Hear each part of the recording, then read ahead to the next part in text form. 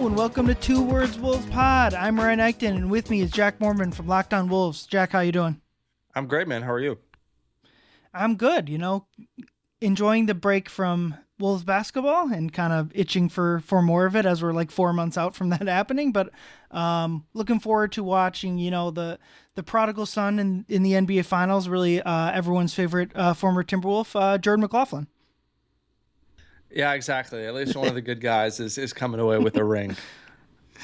Yeah, I mean, here's what I'll say quickly on the cat stuff. I'm rooting for the Knicks. I'm just not. I know if the Knicks win, it's gonna be like, oh, the Minnesota sports boohoo of it all. I'm already sick of it. Like, I don't like. I'm not asking everyone to root for the cat. If you want to root for the Knicks, I don't care. But it's just like the Minnesota sports doomerism is what I detest most. Yeah, I'm rooting for the Knicks, and that's because I am not. I don't know. The Spurs trying to display themselves and hold themselves as like this super ethical team with like two of the three worst floppers in the league. Just pissed me off. So I'm pulling for the Knicks. Yeah, well, at least no more Thunder basketball in that sort of way. But like you said, I don't know if the at least in the Wolves series, the Spurs' ethical basketball wasn't as on display as I think their fans would like to theorize. But look, they're an incredible basketball team. Like the idea, like their three is Harper and Castle, their second, third best players, whatever. Like that, their three core players are all 22 and younger, and that they were able to do that in Oklahoma City is insane. But yeah, maybe we'll have time to talk about the finals later, but let's go into Wolves land. We're in like the real doldrums of the offseason. Obviously the NBA world isn't in the doldrums with the finals starting on Wednesday, but from now until the draft, there isn't going to be, or at least the couple days leading up to the draft, there isn't really much going on. So we're still looking at the same few topics, but the first one I want to talk about is just, the first thing we can talk about trading for this guy, that guy, but like the first domino is going to be re-signing Ayo Dosunmu and more or less what that contract is going to be.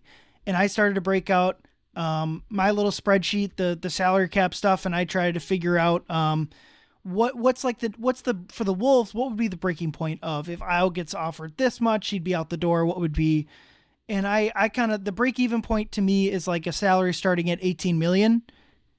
And anything above that, and I think the Wolves have to start like really thinking about, do we want to do this? And that's 18 million flat. Obviously, you could do an ascending, descending cut, well, whatever. Like 4 years, 72 million, 18 per. But the thing is, I don't think he's going to get 18 mil. I think if the Wolves gave him 5 years, whatever 17 times 5 is, I think that would for sure get it done. But where do you kind of land? Is re-signing Ayo Dosunmu like a 100% must for the Timberwolves? Yeah, I'd say it's an 100% must for the Timberwolves, just because I think that, the Wolves have kind of figured out what I think is something that's important in the second apron, is that you try to trade for guys that have, their bird rights, so that you can basically take them just barely over the mid-level exception to what any other team could offer them, and then re-sign them to that, not just that 3 for, what is the number they could sign him to now? 3 for like 3 at 16 a year? Something? Yeah, 54, something like that. Yeah. And so I think for the Wolves, being able to go into free agency when you have somebody's full bird rights and you can offer them a 5-year deal, anything less than 25% of the cap in year one with 8% annual raises, allows you to comfortably make it over that mid-level exception, which for this upcoming season is about $15.05 million. And would, you could sign someone to a 4-year contract. So it would be essentially 4 for, I don't know, somewhere around 4 for 72-ish, 4 for 70 if you're using the mid-level exception. But for the Wolves, you take this into free agency just like they did with Naz Reid, where they had his full bird rights, so they were able to offer him an additional year, more than anyone else could, and you're just able to leverage that to pay just more than what anybody else could. And what's more interesting for Ayo is that I think Ayo's less of a coveted player than Naz Reid was at the time, just because I think Naz is just such a unique, has such a unique combination of skills for his size. And as this NBA continues to get more and more spaced out, I think they're just more of a premium on those skills than what Io can do. And so for the Wolves, I think, your number about 18 million makes a lot of sense, because I think for me, where I land with Io is that he'd probably get some. Kyle Tighe reported on the Dan Moore podcast that he's heard that it's probably going to be for 5 years. And so if it is a 5-year deal for Ayo Dosunmu, much like it was for Naz Reid, the Wolves have the luxury now of waiting to sign that deal until after they make any potential Randall trade, after they make any potential Rudy Gobert trade, because you have his full bird rights.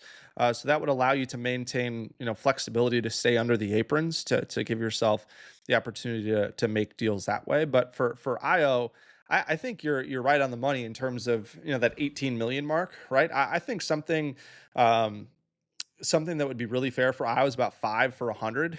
I don't think he's going to get the same number that Naz Reid made last offseason, but talk about a guy that's, not undersized at all for a point guard, is fast, can get to the rim, can defend 1 through 3 pretty interchangeably, and can really shoot it. I think that's an $100 million player in today's NBA. And I don't think it's quite a guy that's gonna take up more than 10% of the cap on an annual basis, but because he's not a star or not a fringe star, but is just an excellent starter slash high quality rotation player. And that's just kind of the going rate for these guys nowadays. I think, could you see a potential for, some sort of sign and trade into into a trade exception that another team has out there? You certainly could, but I just think that for Io, something around 4 for 100, or excuse me, 5 for 100, or 5 for 105 is probably the range that I think he'll be playing in. And who knows where it'll ultimately end up, but I don't think it'll reach the 5 for 125 that Nas got. I don't think it'll be, around the mid-level exception, which would be about 5 for 90, 5 for 85. I think you're looking at around 5 for 100 or 105. Yeah, I tend to agree. I don't know if it's almost like, do the Wolves feel like squeezing Io would be my question, in the sense of, I'm not sure there's going to be any team that really does offer him more than the mid-level, which for this upcoming season would be 15.05 million, which he would get annual raises on that from a team offering the mid-level. So like you mentioned, 590.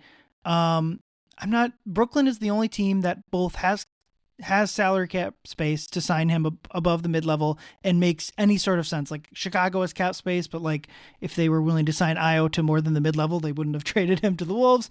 And the Lakers also have cap space, but I think the Lakers have their sights set, easy for me to say, on bigger free agents. And who knows if Brooklyn would even be interested. But it's like, the Wolves could try to, they could have with Naz Reid last offseason, like really try to get down to like whatever, like the $1 more than the market rate. I don't anticipate them doing that, especially because the salary cap books for the Wolves are not like amazing. They have a lot of money in the books, but they're also not as dire as they were like pre-cat trade, or even like last offseason. Like they have a lot more with Mike's money coming off the books. They have a lot more leeway. So I do think somewhere in that, if assuming it is like Tighe reported, a 5-year contract, like 5 years, 90 million at the, more than that, like 95 to 105, I think would be the range. And my question would be like, would you want to? I would almost try to get him on a flat contract, where more of the money, instead of like annual raises, where same total dollar amount, but where a little bit more of it is front loaded. Just because I do think you have more flexibility now than later. And this season, the Wolves are not a tax repeater team, where next season, unless they dip the tax 2 years in a row, they're going to be luxury tax repeater teams next year, the year after, and all that. So if you front load more of the money, it's going to be cheap, a lot cheaper, because that repeater is going to start hitting you. But I don't know if that's thinking too far ahead or whatever, but like that's kind of where I'm at with that. Yeah, I got to be honest. unless you're like the repeater stuff. If you're worried about the repeater, the owners and the repeater, like take your broke boy behind and get out of here. No, I'm being serious. Like Yep. the amount that the Wolves, were taxed this season was $6.1 million. They saved a lot. They saved tens of millions of dollars dumping Mike's salary. I get it. But if you're a repeater, okay, you want to be a repeater, and, depending on how many years you're in the repeater, you could be looking at paying an extra $20 million. Boo effing who. Do you want to know how much money this ownership group has made in the equity value of the franchise rising since they got it? It's almost a 2x return on their investment already, just in terms of equity. So if anybody in professional sports tries to tell you we need to cut payroll, we need to reduce the repeater money that we're owed, like, unless it's a super logical reason, like what happened with Mike Conley. And I mean, part of the reason why they had to duck salary was it's all about the aprons. It's not really about the overall,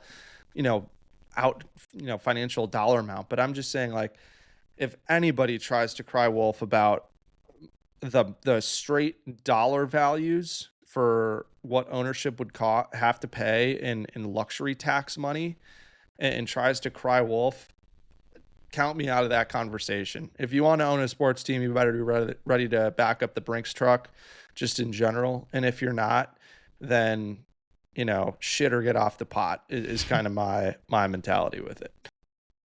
I 1,000,000% agree with you. I only bring it up not because I think they should do XYZ, but because I think it's a reality that, or maybe not a reality, it's a potential that they might look. I don't know what their appetite is to go to spend a bunch of money. Based on how they've operated so far, I think you're right, and that it is something that you need to keep in mind. So it's certainly interesting, but yeah, it's definitely just much more about the aprons from a team building perspective. Yeah, and with I mentioned the Mike contract, which if you're playing the result there, obviously Mike comes back. So great work there.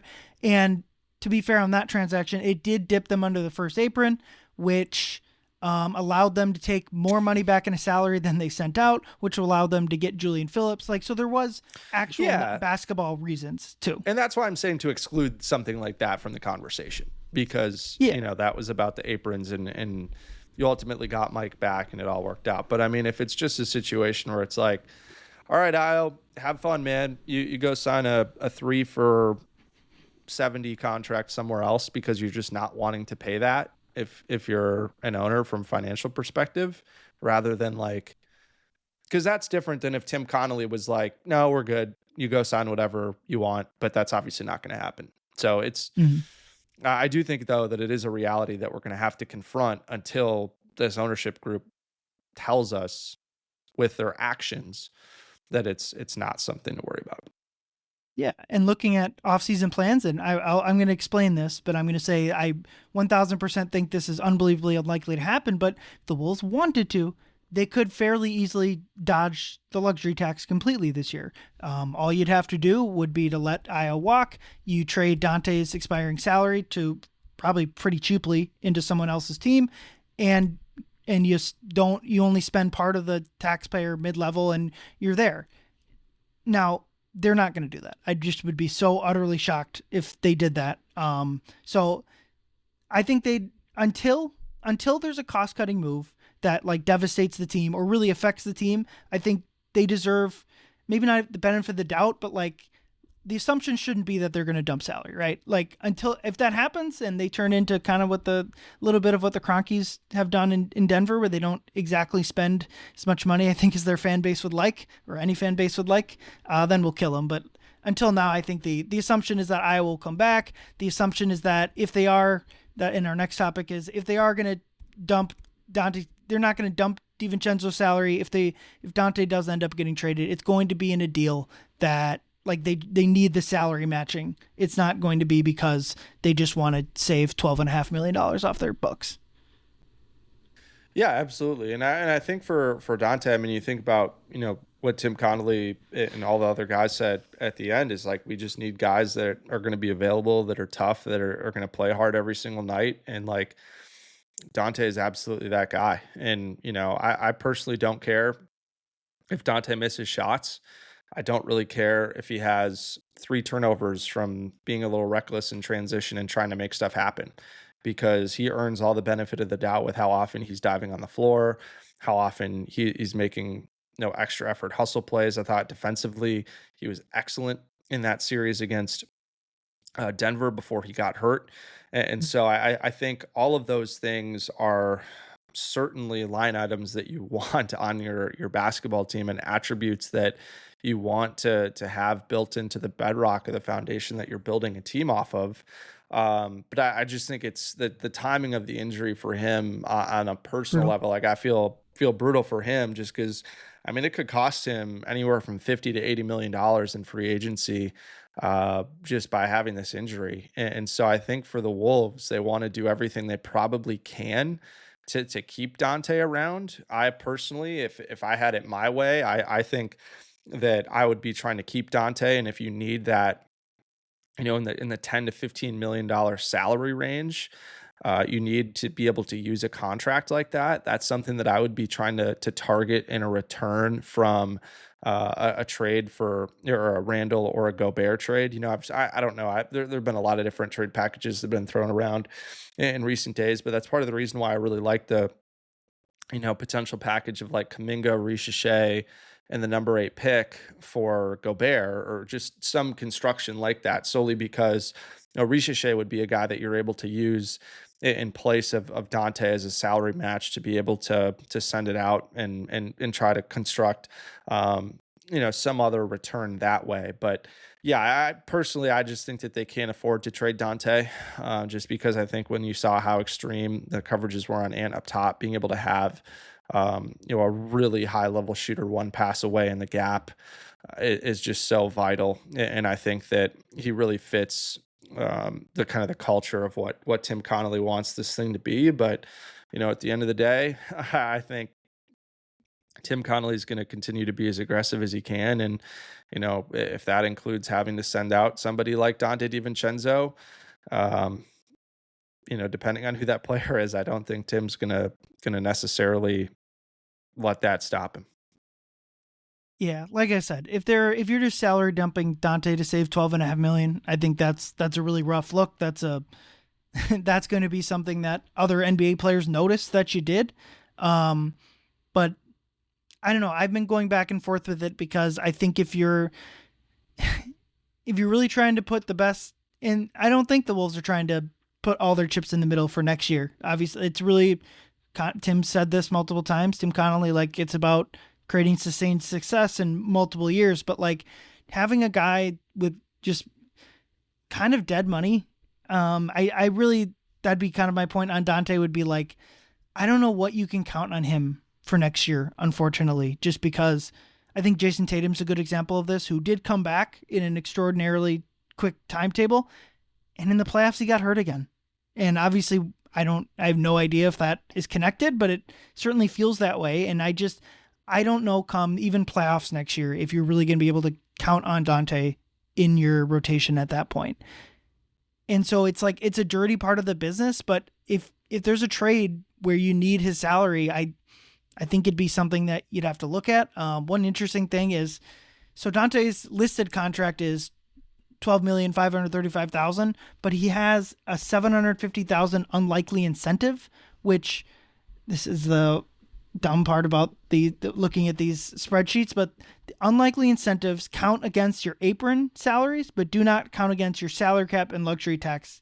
So basically, with the second apron effectively being a hard cap for the Wolves, they've more or less come out and said that. And with the how restrictive it is to make trades past the second apron, it makes sense to keep the second apron as like a hard cap, unless a team is like, obviously this is insane, but like if the Bucks were willing to hand you Giannis, obviously who gives a rip about the aprons, right? But that's not a realistic thing.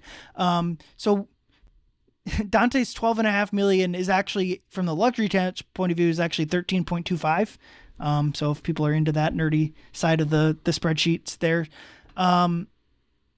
but yeah, I just, it kind of comes back a little bit to what I said about about like the Mike salary dump. If they wanted to salary dump Donte, they could, but I don't know. I think it's like Io is the first decision point, obviously, or what that contract, and then really it's like, what can you do with in baseball? What they do, a lot of teams is they'll, obviously in baseball, it's a lot more pitchers missing an entire season is a very common thing, right? And so what teams will do is they'll offer a guy an extension with the first year of the contract being that missed season with Tommy John, and you're buying out that first year, and then you get him on a slightly lower contract moving forward.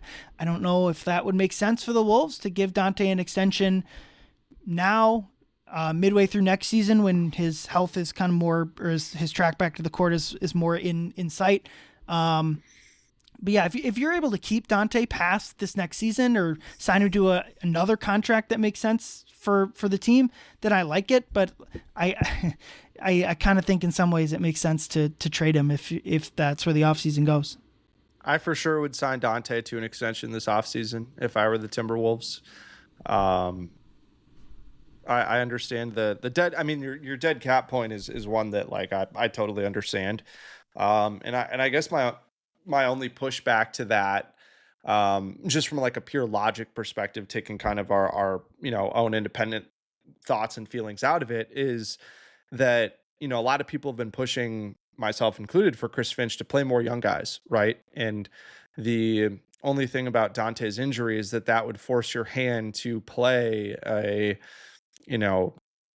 somebody like TJ Shannon significantly more minutes, or Jalen Clark if they bring him back more minutes, get Berenger in the rotation. It just frees up more minutes for you to play around with in terms of how you want to structure this thing.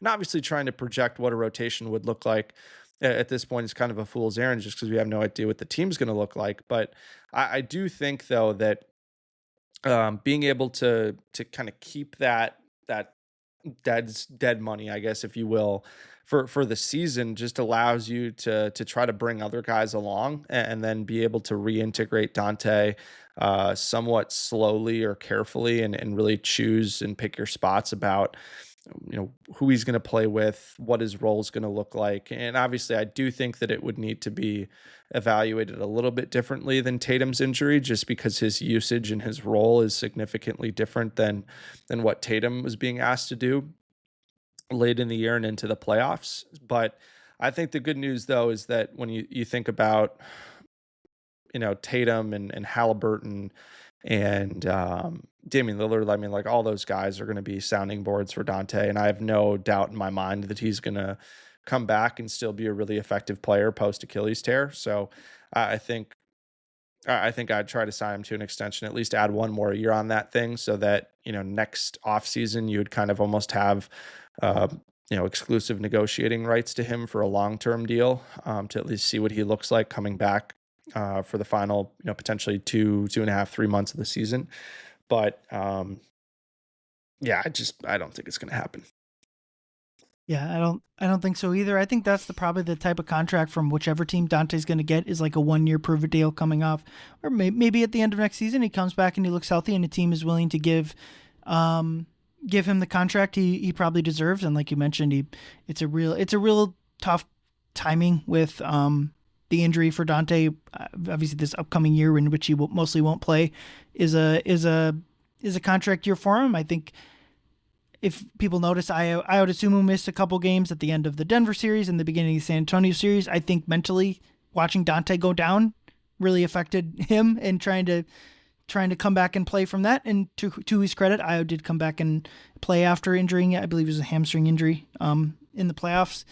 But yeah, it's just even more so for Ayo, where we both agree he's going to get $90+ million this offseason. Like if Ayo gets hurt in the playoffs last year, like that's just equally devastating. It is as it is for Ayo. But I do kind of agree that, look, if a trade package comes up that makes the Wolves so much better and the only way they can do it is to trade Donte, I think they'll probably likely do it. But I agree with you. If you can find a way to get a trade done and not include Donte, I think that would also be the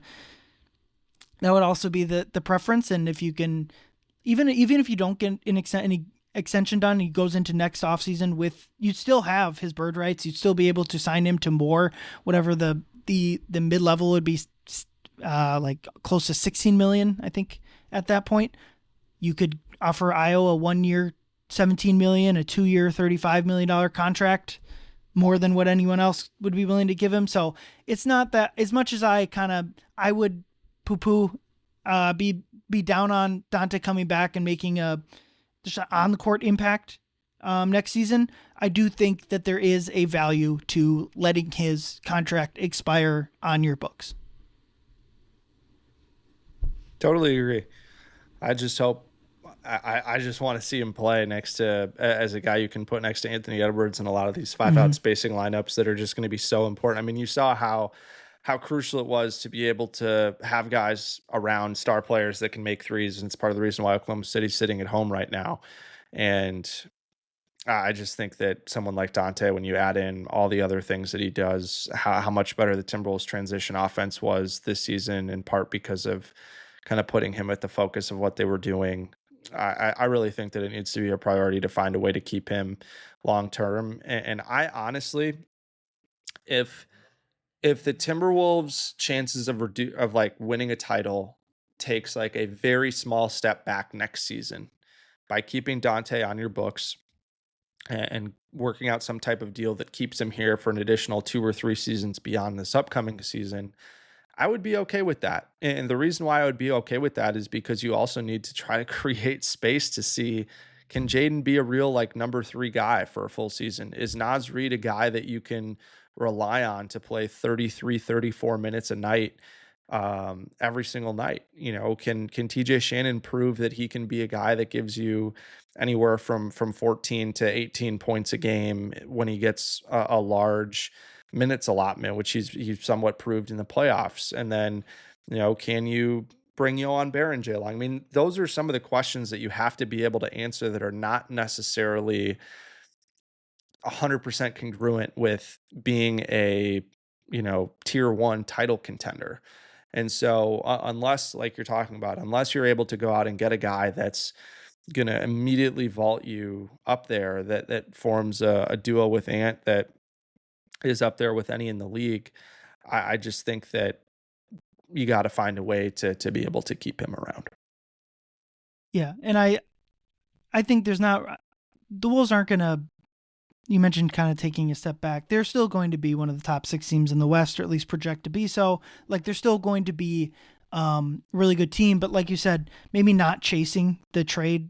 I mean, if one falls in your lap, obviously you take that swing. But if you're able to, I think this team has a lot. I think this Wolves team is better than, or this Wolves team did not perform as well as their talent level, at least in the regular season. Like, they're a better team than they've shown. And so if you can just trading, obviously Julius is the easy one, but even Rudy to a certain extent too. Like, if you're able to make everything fit together better, even if you're taking a slight step back talent wise, and you win more games, and yeah, you're still not as good as San Antonio and Oklahoma City, and maybe even like the Knicks and the Celtics or whoever else out east. Not that really you'd love to play an East team in a playoff series, obviously. I think there's, like you said, like, you don't need to chase that move. You're still going to be a really good team. XYZ goes right, and maybe you are in the final. Who knows? So I think I agree with you. Like, it shouldn't be an absolute must to try to make the absolute best team ever next year at the expense of future years. But let's go into our last topic here. The lottery reform. Personally, I'm not not the biggest fan of it. It's not even as much like the idea that, like, oh, how is a bad team going to get better? I think that's fair. I also kind of think that's always been the case in the NBA. It's really hard to dig out of that hole when you're not, like, I really don't know if, like, you're still just, all those teams are still going to need to win a lottery, and maybe, I don't know, but like, where I don't like it is I think it shifts where it makes sense to tank. It doesn't make sense to tank if you're the worst team in the league anymore, but it does make sense to tank if you're like on the fringes of the play-in. Don't love that. If you're in the play-in, if you're in like the the 7 seed, the 8 seed, kind of makes sense to tank out of that to get an extra It's like lottery ball. It's like the Mavs Lively situation from a few years ago. That's like Yeah. the ideal tank outcome now with the new lottery system. Mm-hmm. And even like, or the Warriors this last year, like obviously they lost. Go look at like the end of their regular season. I mean, Draymond mentioned it. They lost like 15 games in a row and were still the 10 seed, which obviously maybe that's a point to this new system. But I think from a Wolves lens, because it doesn't really affect them they don't really project it. The system's only going to be in place possibly 3 years. The Wolves should be a very good team those next 3 years. But where it does obviously affect the Wolves, and Conley hinted at this at his exit press, is the trade value you'll be able to get for Randall and Gobert, because a team theoretically like New Orleans, who probably just needs to, because if people don't know, the bottom 3 teams only get 2 lottery balls, where all the other non-play-in teams get 3. So your odds go up 50% if you're able to get out of that bottom 3. So a team like New Orleans, or maybe I'm not that Sacramento has all that much to offer, but like a team like Sacramento, Chicago, there's a value to them in getting up past the bottom 3 teams in the league. Like a lot of these teams might just need talent. And obviously you're not going to get an unprotected pick from New Orleans, but could you get a top one? I don't know. How do you think? I don't know. After what happened last draft, maybe you will get an unprotected pick from New Orleans.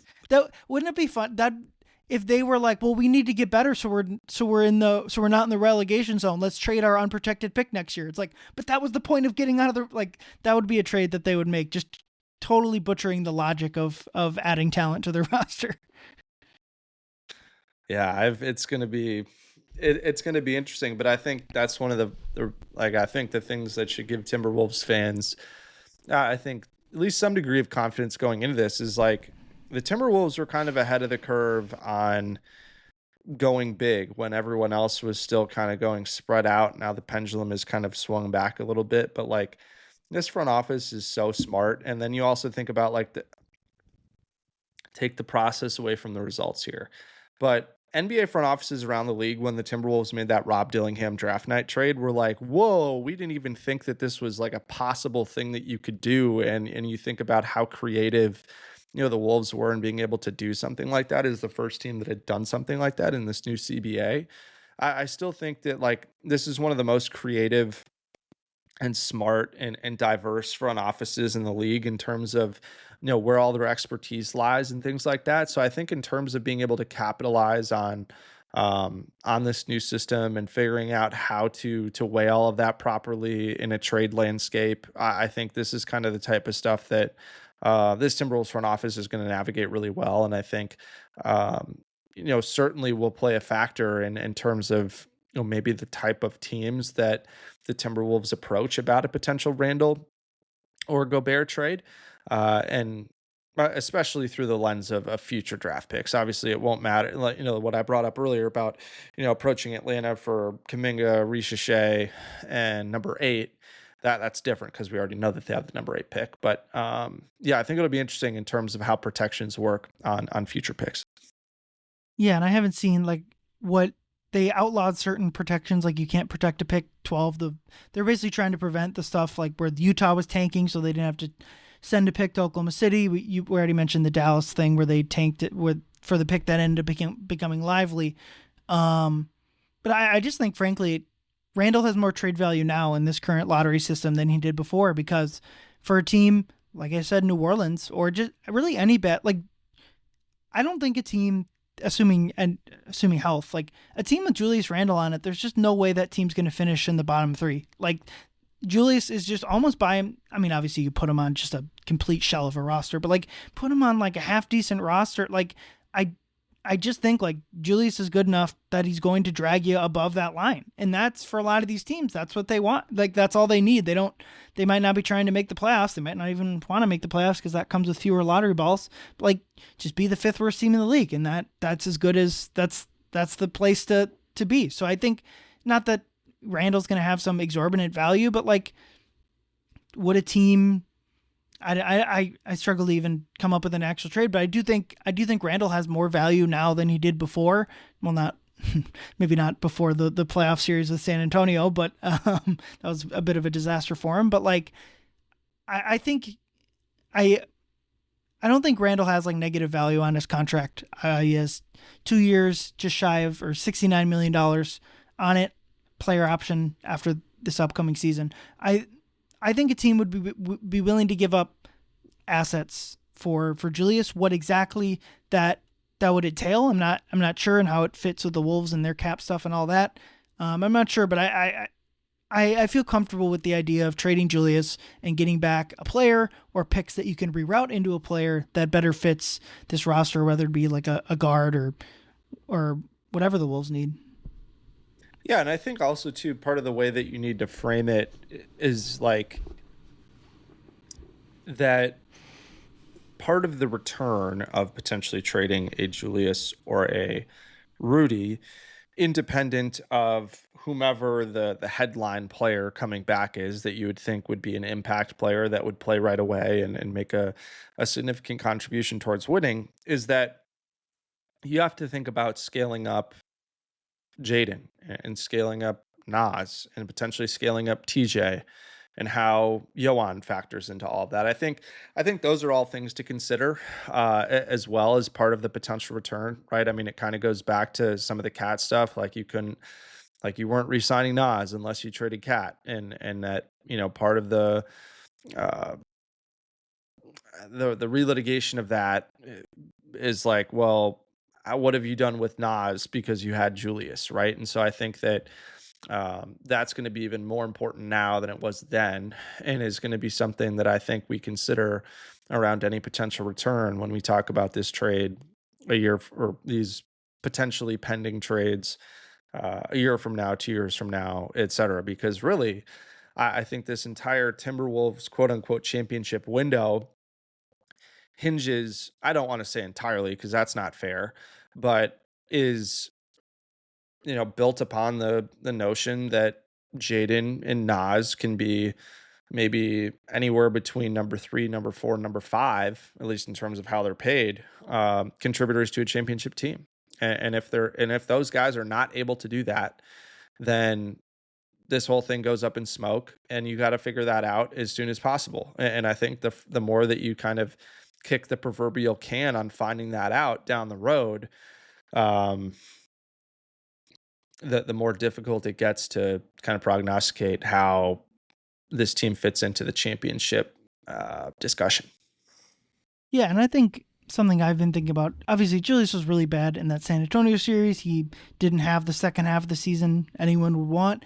And I do kind of think that in a way he was slightly scapegoated for everything that happened. If the Wolves had plenty of things go wrong in that San Antonio series.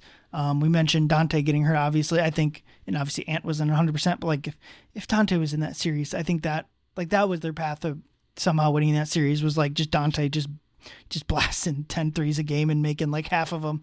But I just kind of think like a team, there's going to be a team out there that like values what Julius Randle could give in the same way that the Wolves did when they made that Cat trade.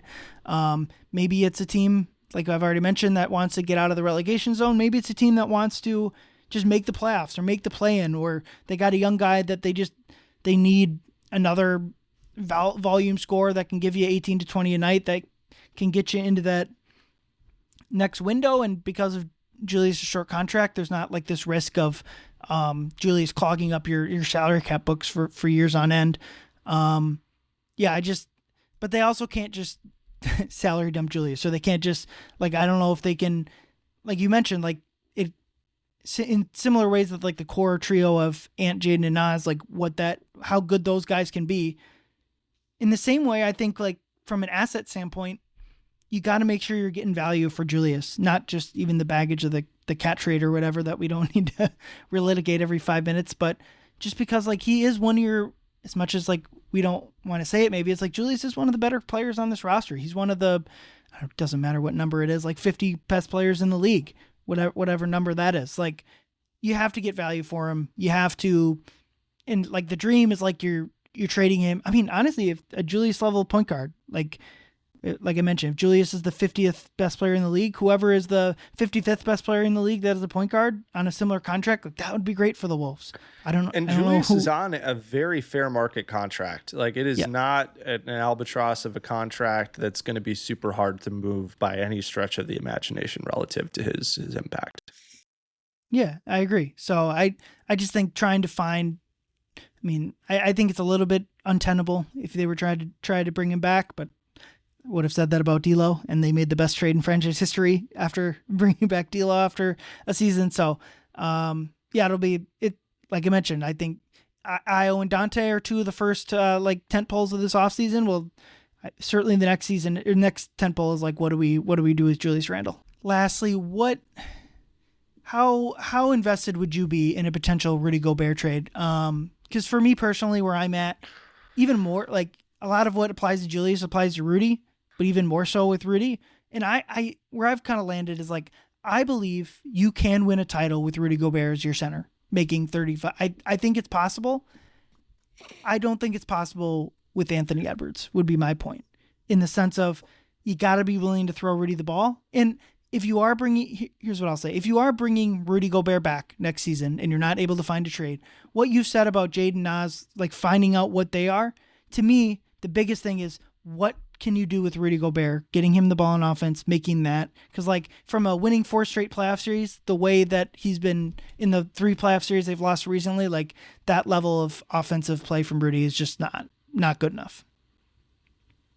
Yeah, I think that, when you think about like what those guys are all able to do together, like I still think that you're looking at a really, really, really good team. Like if you're just looking this season, I mean, you want to look defensively at when it's like Minnesota's kind of core lineup of like their starting 5 essentially this season, but with Nas in place of Julius, that was a plus 19.2 net rating. They had an 80th percentile offense and 82nd percentile defense per cleaning the glass.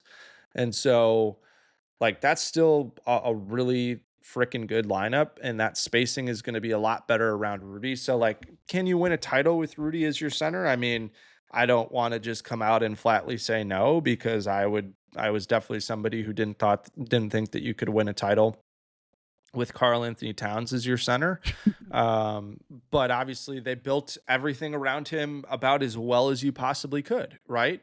And put him in the best possible position to succeed. And I think if you're asking Rudy, like, what is the best possible position in which you can succeed, it would be, multiple ball handlers that can engage him in pick and roll, a big that can also pass to him, spacing all the way around him, and enough length and size and physicality to not just rely on him a ton defensively and be able to play a bunch of different coverages, and a lineup that has, Ant, Ayo, Jaden, Nas, Rudy certainly would be able to do that, right? And then you'd also probably getting a little bit deeper on the back end with any potential Julius trade. And so I'm definitely super open to keeping Rudy Gobert beyond long term as well, or beyond this season as well, just because I think he brings so many amazing things to you on the defensive end of the floor and kind of keeps you in games. And even though, you know, like I still thought that the defense that Rudy played on Wembanyama for a good chunk of that series was pretty impressive, and Yep. especially when you juxtapose that with how Oklahoma City defended him and fared, like it looks better by the day. And so I think for Rudy, it just comes down to like, can the Wolves provide enough spacing around him so that they don't have to take him out of the game? And I still think that, it's going to be tough if you just have a complete non-shooter, especially if Wembanyama is the guy lurking off of him. I mean, that's just like a one really tough individual matchup. And I really don't like the idea of making a trade specifically to address one team or one potential matchup, just because, you never really know what's going to happen in terms of injuries, right? Like an Achilles injury could happen to anybody, an ACL injury could happen to anybody. Like, I just don't love that premise. But I think, again, you're talking about who's more valuable in a vacuum, and in terms of what you could get back in a trade, I think it would probably be Rudy. And it's kind of the same, would you trade Cat or would you trade Rudy type of conversation, right? Like, I think a lot of people would have said, like, you know, you trade Rudy because he doesn't fit or he's bad on offense, whatever. But the reality is that Cat could have gotten you a better package at the time. So that was part of the reason why they decided to do that. And so I think if, I think like the difference here is that it seems pretty obvious that Randall's time in Minnesota is done, right? Like his family's packed up their house, he went and saw the barber and gave the barber a signed jersey because he's leaving, like, I think it's pretty clear that both sides want something different moving forward. But yeah, I'm definitely open to the idea of trading Rudy. I just think that you really need to get impactful value back that allows you to get like a replacement level starting center. Like I've talked about, getting somebody like Day'Ron Sharp from Brooklyn. I think he's one of the more undervalued and underrated players in the league. As like that type of player that you could get back, that you could start if Nas doesn't want to play the 5 next season. I'd certainly be open to something where you have a starting lineup of Ayo, Ant, TJ, Jaden, and Nas. Like, I don't think that's awful. Because Nas still, I think, has proven that he can hold his own defensively as a 5, especially rebounding the basketball. His rebounding rates were awesome in the postseason, especially. So I think my main thing for Rudy is, like, if you're going to trade Rudy, I think you gotta be able to get deeper, and you've got to get, or you've either got to get deeper and get a draft pick that's really valuable, or you've got to use Rudy's contract to get a star of a Zion, a Kawhi, a Kyrie, somebody in that sphere of talent coming back, just because of how much Rudy means to them, raising the floor during the regular season, and as arguably the greatest screen setter of all time. Like, I think that's also something that we lose. Like, he has no functional chemistry with Rudy in terms of Ant making Rudy better, but Rudy's screen setting has enabled Ant to become the best shooter in the NBA, not named Steph Curry, and a guy that can get downhill, get into the paint, come off screens, and force those switches that can result with him, playing in the post more. Like, I don't think that, we can just sit here and say that, like, those two haven't worked together. But I do think if you're going to trade either Julius or Rudy for a star, you have to think about, like, how can Ant make this player better? And I don't know that Ant has functionally made any of the stars that he's played with better. And that's a huge stain on, I shouldn't say huge stain, but that's, something that he has to address. And I'm excited to see him address it, because every time it seems like there's something that Ant needs to address, he does it and comes out and just becomes an even better version of himself. So I'm really excited to see how that plays out.